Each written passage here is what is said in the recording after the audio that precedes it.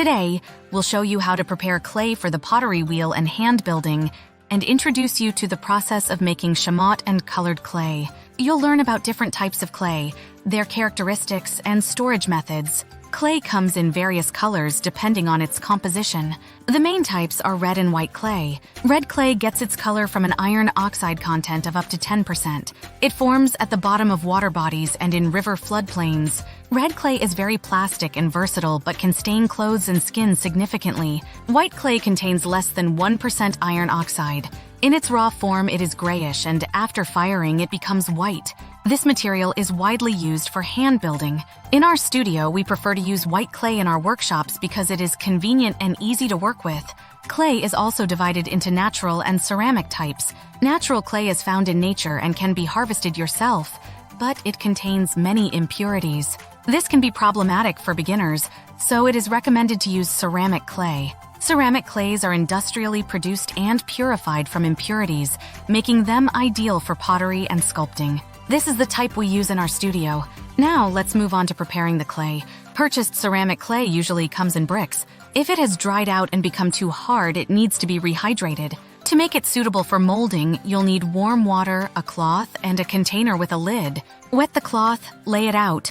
Cut a slice of clay from the brick, wrap it in the wet cloth, and place it in the container. Leave the clay for about a day to absorb the water. Once the clay has softened, it needs to be kneaded to the desired consistency. Kneading clay is similar to kneading dough.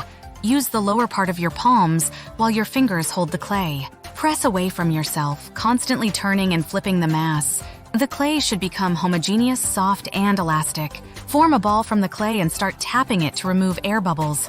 Then reduce the force of the taps, forming a convenient brick for storage. Wrap it in plastic wrap and leave it to rest to distribute the moisture. To make chamotte clay, you'll need prepared clay, water, and chamotte, which is fired and ground clay.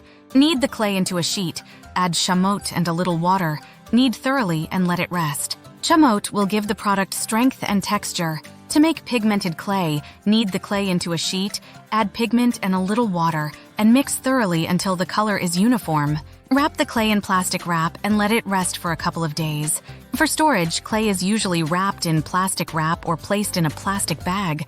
To prevent the clay from hardening, it is recommended to wrap it in several layers. This will slow down moisture loss, and the clay will remain soft for a long time.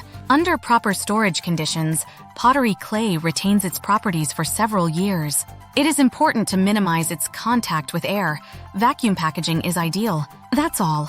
We hope this information will be useful to you and help in your creative endeavors. If you want to focus solely on molding and not spend time preparing the clay, we invite you to Pottery Studio No. Here, you will find already prepared clay so you can immediately start the creative process and enjoy the magic of pottery.